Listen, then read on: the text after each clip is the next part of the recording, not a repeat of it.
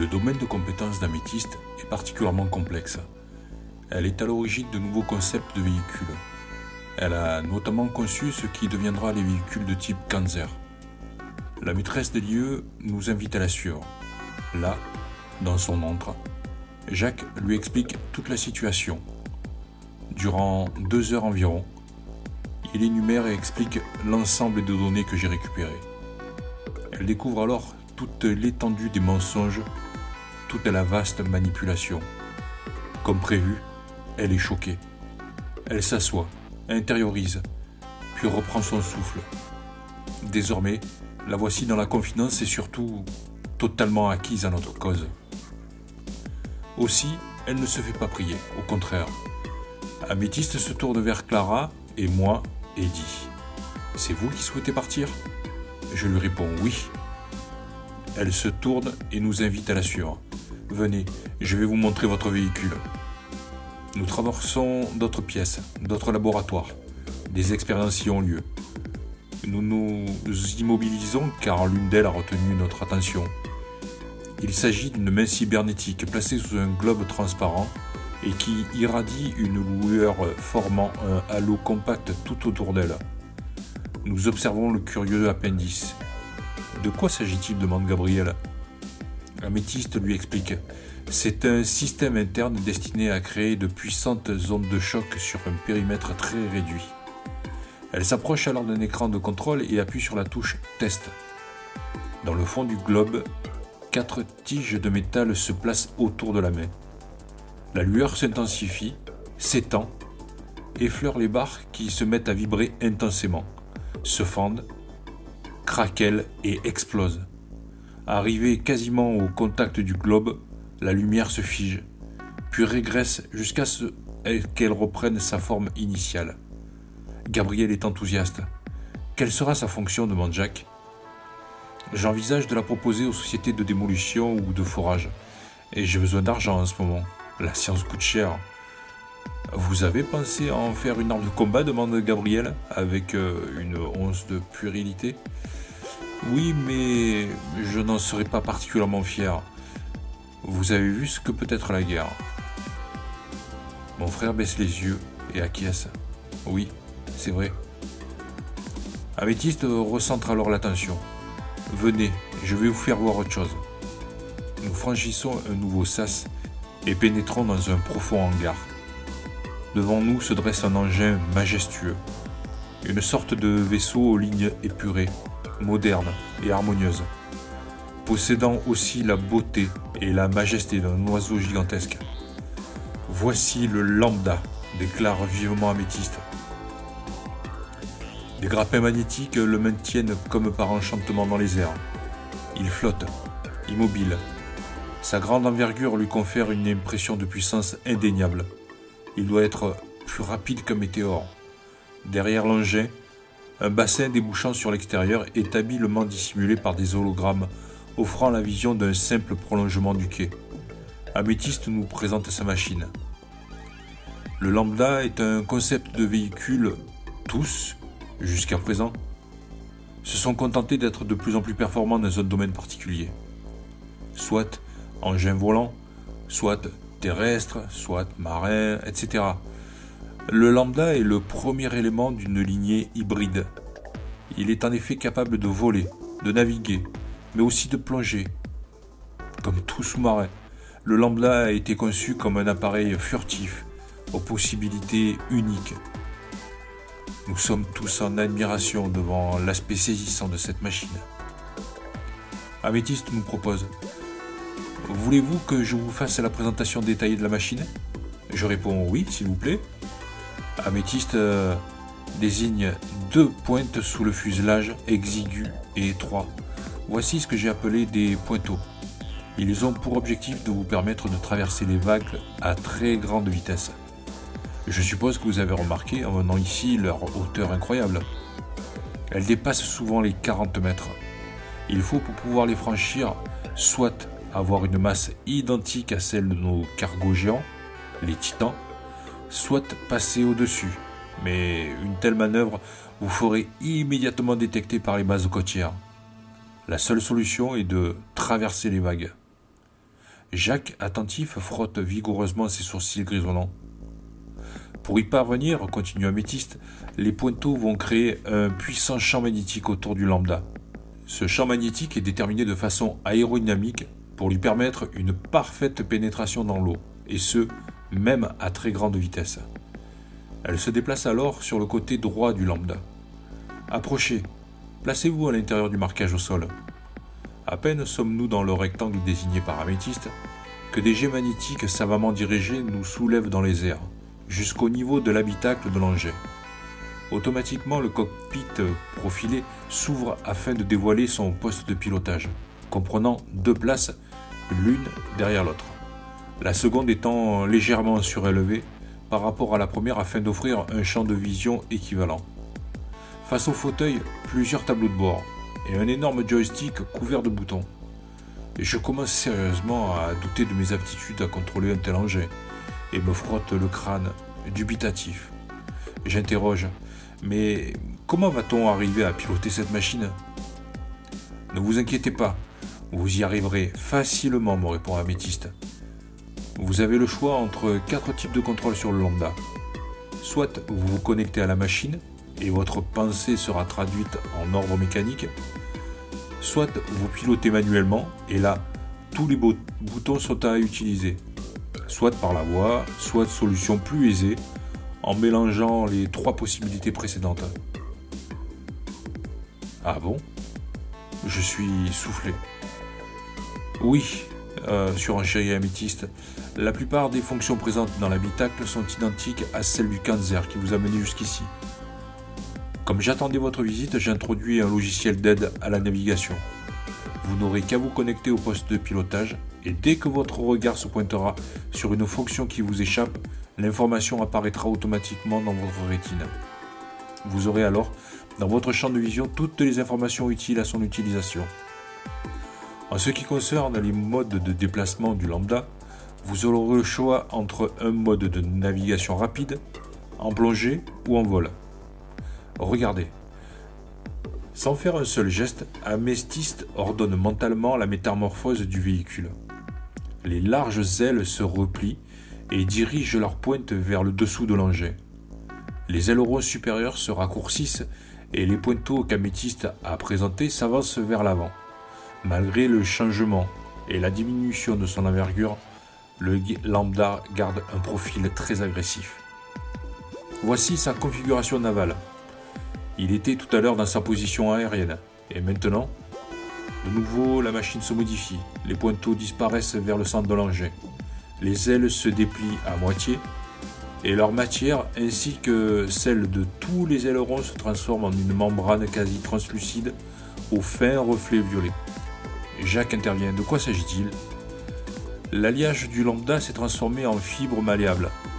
C'est un nouveau procédé que j'ai inventé qui permet d'exercer des pressions précises dans l'élément liquide.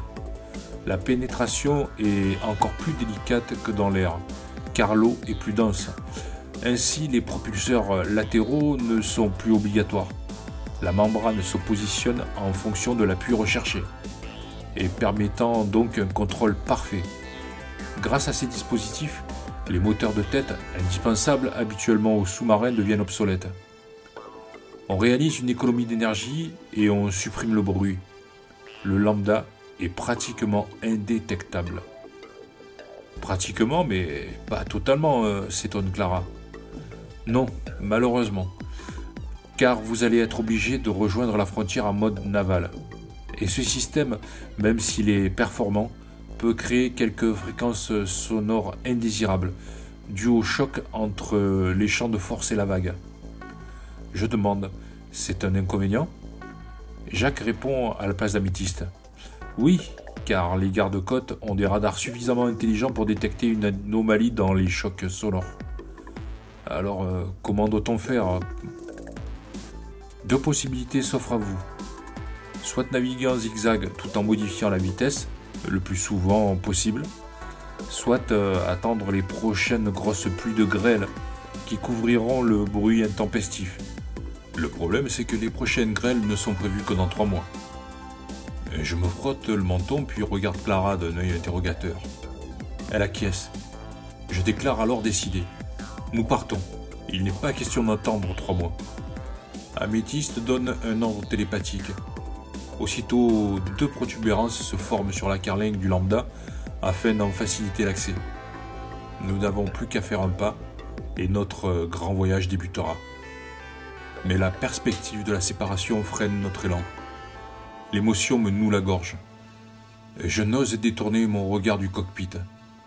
Derrière moi, mon frère respire plus fort. Et lorsqu'enfin je me tourne vers lui, je vois ses yeux mouillés. Un lourd silence nous écrase. Les secondes passent, et la tristesse se transforme en une tension presque palpable. Clara se dirige vers Jacques, qui la serre fermement contre lui. Gabriel et moi nous étreignons presque brutalement, exactement comme si nous ne devions plus nous revoir. Améthyste s'est reculée, consciente de la souffrance que réveillent en nous ces moments déchirants. Je regarde mon frère droit dans les yeux. Gabi, je sais que tu veux venger notre père. Je comprends ta colère. J'ai la même. Elle est légitime. Mais promets-moi de réfléchir et d'attendre avant d'agir. Toi et moi, face à tout ce système, nous ne pesons pas lourd. Et moi, je ne veux plus rester ici. Alors, prends soin de toi et de Jacques également. Tu devras le protéger. Il me répond, je te le promets. Tu peux compter sur moi. Gabriel m'étreint une nouvelle fois et parvient à me dire en plein sanglot, écoute, il faut que tu saches, tu as été pour moi plus qu'un grand frère. Tu as des fois remplacé papa. Je suis fier d'être ton frère. Nous craquons et laissons de côté toute virilité excessive et mal placée. Nous pleurons à chaudes larmes et nous serrons très fort. Peut-être nous ne nous reverrons plus jamais, mais j'essaie de relativiser. Je m'adresse de nouveau à lui. Dis adieu de ma part à Gros Bill. Dis-lui aussi que je le remercie. Je sais ce que je lui dois. Il me répond, ce sera fait. Je me tourne alors vers Jacques et le serre tout aussi fort que mon frère. J'aime cet homme, aussi fort que s'il était un père de substitution. Je lui dois tellement, mais les mots ne sortent pas, ni de ma bouche, ni de la sienne. L'émotion nous étouffe. Elle nous rend muets. Les larmes qui coulent expriment notre chagrin mieux que les mots. Après d'ultimes effusions, je recule de quelques pas, tenant Clara par les épaules. Je ne vous dis pas adieu, mais simplement au revoir. J'espère que vous aurez bientôt la même volonté que nous de changer de cap. J'espère que... Je ne peux pas terminer ma phrase. L'émotion me broie la gorge. Il est temps d'y aller. Nous nous installons dans l'appareil. Tandis que la passerelle redescend avec les 3 amis que nous abandonnons ici, je porte une main sur mes lèvres et envoie un baiser silencieux à ceux que j'aime et que je vais quitter. Le cockpit se referme et un harnais nous bloque instantanément contre le siège baquet. Les fonctions ergonomiques modifient alors notre assise en fonction de notre morphologie. Gabriel, Jacques et Améthyste nous adressent un dernier salut de la main, tandis que leur plateforme redescend au niveau du sol. Nous regardons disparaître ces visages familiers. Un voyant m'indique que nos bagages viennent d'être placés dans les soutes de l'appareil. Je tire mon câble de connexion de mon avant-bras gauche et le fixe à la prise du tableau de bord. J'ordonne. Contrôle vocal. Séquence de démarrage. Mise sous tension des turbines. Un sifflement se fait aussitôt entendre et les boutons qui correspondent aux fonctions requises se mettent à briller. Allumage. Une détonation répond à mon injonction. Peu à peu, le son des systèmes moteurs décroît, bientôt remplacé par un doux feulement. Les grappins magnétiques se désactivent alors et laissent le lambda libre de ses mouvements. Régime réduit. Je pousse délicatement le joystick en avant. Soudain, la voix d'Améthyste résonne dans le cockpit. « Nathan, place le véhicule en position basse pour pouvoir sortir et ordonne la configuration navale. » « Ok. Merci beaucoup, Améthyste. Merci beaucoup. » Elle répond « Je comprends votre choix. Bon voyage et bonne chance à vous deux. Le lambda prend sa forme de pourfendeur des flots. Je diminue l'énergie des disques anti-gravité afin d'abaisser le vaisseau au niveau du portail de sortie et dès qu'il se trouve en face, je pousse le joystick en avant. Fonction furtive enclenchée. Le dispositif anti-repérage entre en action et le lambda devient invisible. Nous franchissons alors l'hologramme à l'extrémité du bassin. Nous voilà désormais dans le port, seuls contre tous, fragiles face à notre destinée. Je prends la direction de la sortie du port, passe le quai. Non loin de là, quelques titans sont amarrés. À 3 km environ s'annonce la fin des eaux calmes. Le dôme de protection prend fin. Nous entrerons bientôt dans les flots tumultueux. Je regarde les nombreuses commandes disséminées autour de moi. Aucune fonction ne m'intéresse. Je trouve avec l'aide de l'assistance pilotage la fonction champ de force. À ma droite, un bouton clignote. Je l'enclenche et un rempart d'énergie nous entoure aussitôt. Le port est déjà loin. Je pousse les gaz. La première vague approche à vive allure. Clara et moi nous taisons et serrons les dents. Cette lame gigantesque pourrait bien nous briser. Je vois frémir ma compagne et la rassure de mon mieux. Puis je me concentre à nouveau sur la conduite. 200, 100, 50 mètres, contact. Aucun écart n'est perceptible. Aucun mouvement violent. Exactement comme nous l'avait annoncé Améthyste. Rien que le cri net et bref de la vague qui se déchire autour du lambda. Clara soupire de soulagement. Rassuré, je pousse en avant la manette des gaz. Les instruments annoncent une vitesse de 500, puis 600 km/h. Je me conforme aux explications d'Améthyste et entame un long et sinueux parcours m'obligeant à alterner baisse et hausse de régime. Les vagues géantes se succèdent. Déjà 30 km de parcouru. Plus que 100 jusqu'à la frontière maritime. Le lambda se comporte comme une lame de scalpel, découpant les vagues sauvages qui se présentent à lui.